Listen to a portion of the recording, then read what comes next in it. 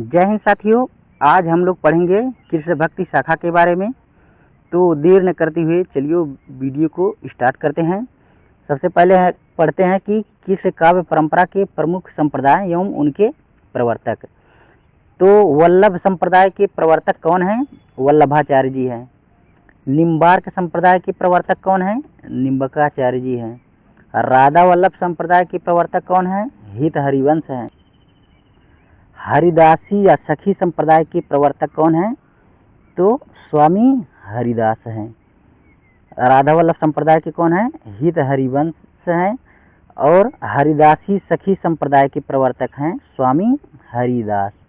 गौड़ी संप्रदाय के प्रवर्तक कौन हैं? चैतन्य महाप्रभु हैं। अब आगे देखते हैं कृष्ण काव्य का प्रवर्तन कैसे हुआ।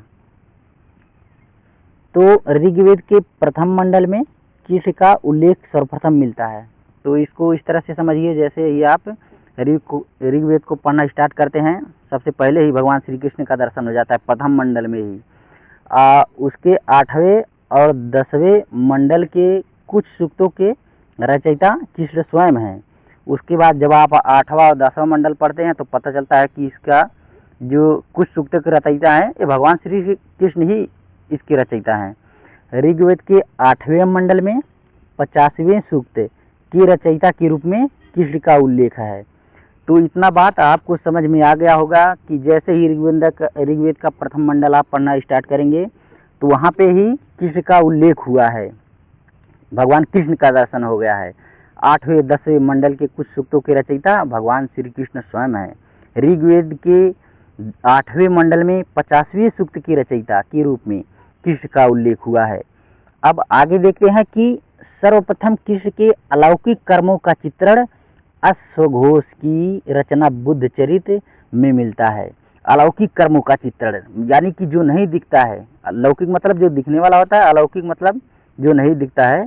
अलौकिक कर्मों का जो चित्रण अश्वघोष की रचना बुद्ध चरित्र में मिलता है। अब गोपाल तापनी उपनिषद में सर्वप्रथम राधा की चर्चा कृष्ण की प्रेयसी के रूप में मिलता है। अब देखिए, गोपाल तापनी उपनिषद कोई पढ़ता है तो उसमें सबसे पहले पता चलता है कि भगवान कृष्ण की जो प्रेयसी थी वो राधा थी। इससे पहले तो किसी को पता ही नहीं था, लेकिन जब लोगों ने पढ़ना स्टार्ट किया गोपाल तापनी उपनिषद तो उसमें पता चल गया कि राधा कृष्ण की जो प्रेयसी थी। सर्वसम्मति से राधा का सर्वप्रथम वर्णन हाल की प्राकृत रचना गाथा सप्तशती में मिलता है।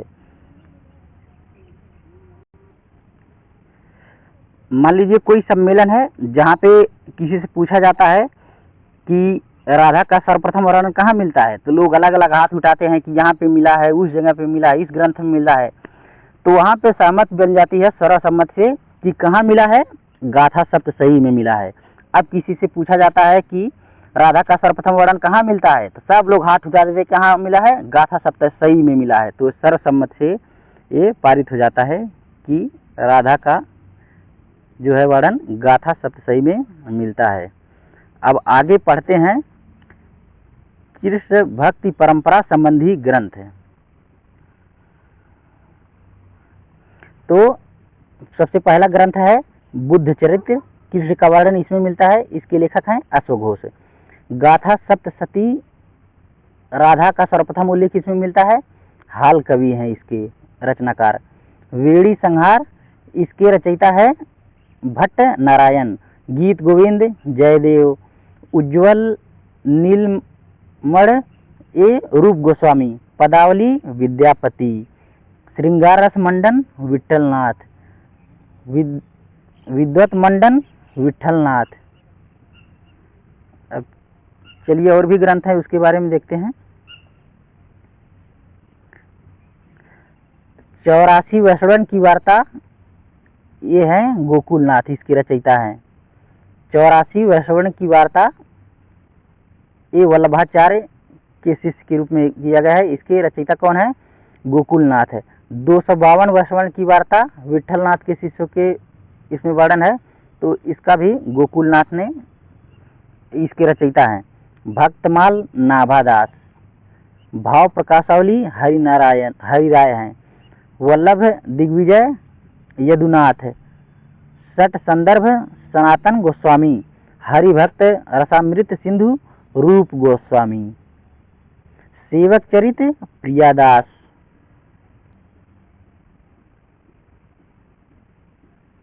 अभी और भी पुस्तक है, जैसे है सेवक चरित, तो ये हो गया है क्या, प्रियादास। रसिक अनन्यमाल, ये है भगवत मुदित ब्रज माधुरी सार वियोगी हरि। निजमज सिद्धांत एक किसने लिखा है, किशोर दास ने लिखा है। विहार रसामृत ये महात्मा संत दास ने लिखा है। यहाँ तो हो गया, जैसे कृष्ण भक्ति काव्य के बारे में अगर जानना हो, उनके बारे में अध्ययन करना, तो ये बहुत सब उन्हीं से संबंधित ग्रंथ हैं। प्रमुख कृष्ण भक्ति परंपरा संबंधी एक ग्रंथ थे। तो चलिए इसके आगे आज देखते हैं ग्रंथों के आगे क्या है। तो यहाँ आचार्य रामचंद्र शुक्ल एवं राम कुमार वर्मा ने कृष्ण काव्य परंपरा का प्रवर्तन जयदेव से माना है। ये दो लोग कहाँ से माने हैं, आचार्य रामचंद्र शुक्ल और राम कुमार वर्मा ने कृष्ण काव्य का परंपरा का प्रवर्तन जयदेव से माना है। अब देखते हैं अष्टसखा के बारे में।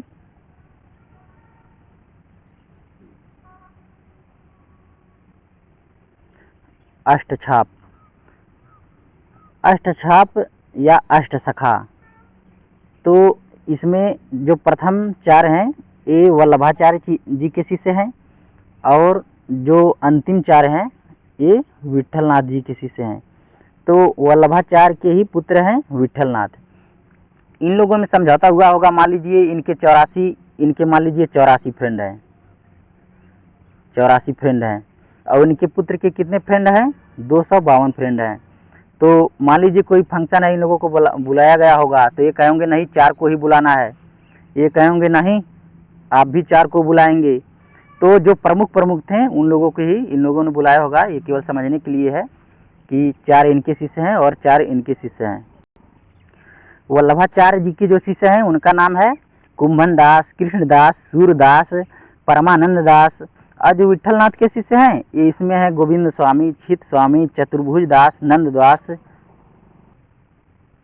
ये 4 इनके शिष्य हो गए, 4 इनके शिष्य हो गए। तो विट्ठलनाथ ने ही अष्टसखा की स्थापना 1565 ईस्वी में किया था। तो ये 4 इनके शिष्य हो गए। वल्लभाचार्य जी के शिष्य हैं कुंभन दास, कृष्णदास, सूरदास, परमानंद दास। और विट्ठलनाथ जी के शिष्य हैं गोविंद स्वामी, छित स्वामी, चतुर्भुज दास, नंद दास। अब चलिए इसके आगे पढ़ते हैं।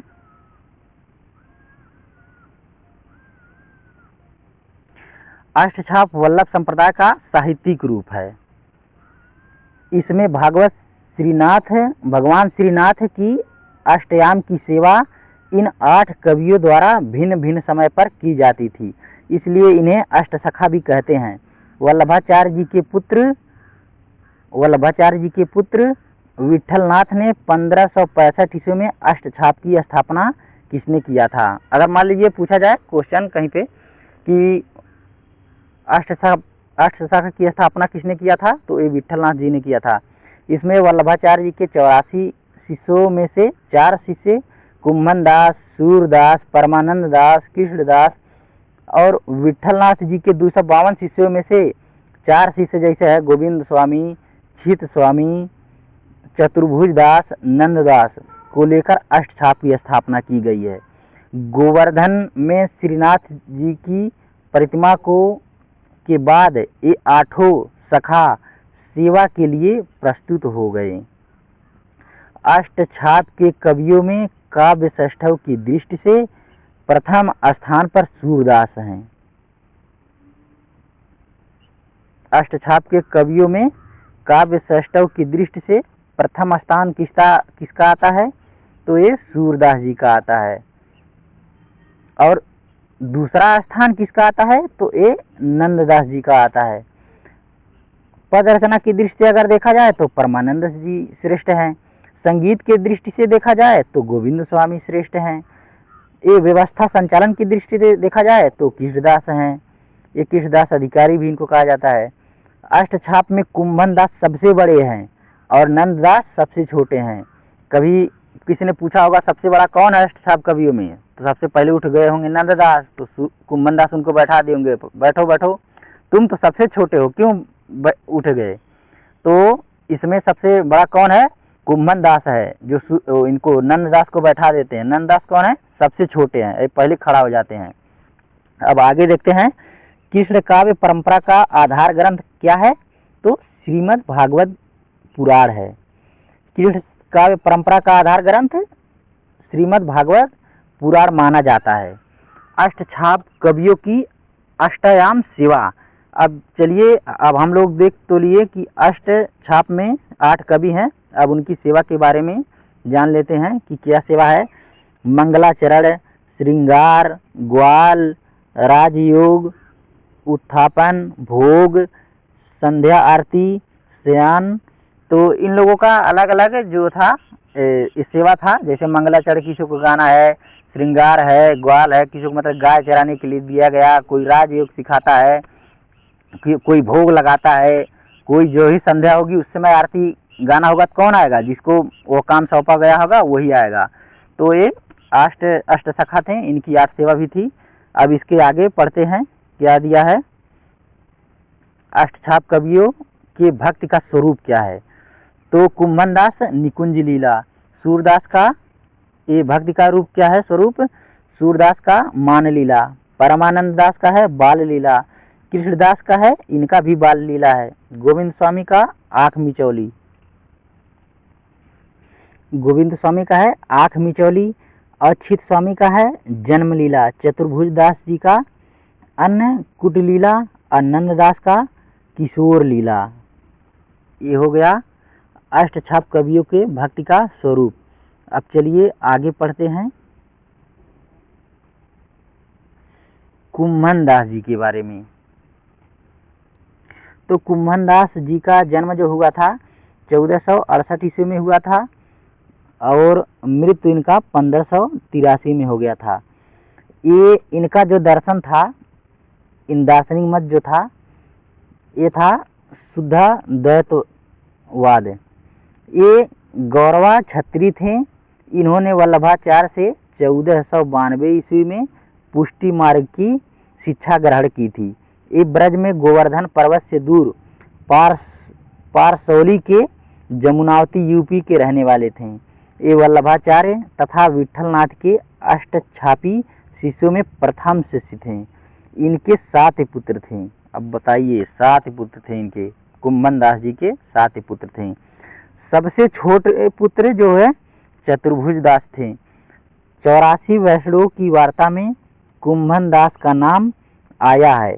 न तो इनके द्वारा लिखित कोई ग्रंथ मिलता है और न ही इन्होंने अपने संदर्भ में कुछ कहा है। एक बार सम्राट अकबर ने इन्हें सीकरी आने का निमंत्रण दिया तो विरक्त भाव से ये पैदल ही चले गए, लेकिन इन्होंने सम्राट के समक्ष जो पद गाकर सुनाया वह अनासक्त भाव का सूचक है।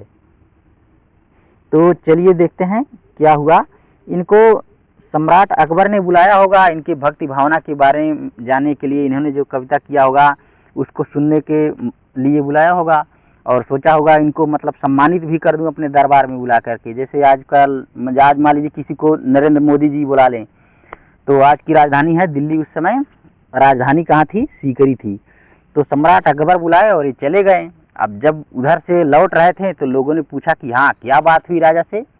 लोग सोचे होंगे बहुत बड़ी बड़ी बात हुई होगी, तो इन्होंने क्या कहा कि संतन को कहाँ सीकरी सो काम, मतलब संत को मतलब राजधानी से क्या काम है, राजा से क्या काम है। आवत जात पनहिया टूटी बिसर गयो हरिनाम। ये कह रहे हैं कि बताइए हमको सीकरी से क्या काम है, हमारा आने जाने में तो चप्पल भी टूट गया और जो राम का नाम लेता था वो भी छूट गया है, बिसर गया वे हरिनाम। जिनके मुख देखत दुख है आवत, तिनको करत परे परिणाम।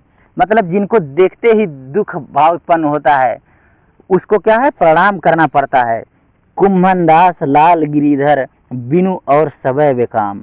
तो वीडियो को यहीं पे समाप्त करते हैं। इसके अगले वाले पार्ट में इसके आगे की बात करेंगे। जय हिंद।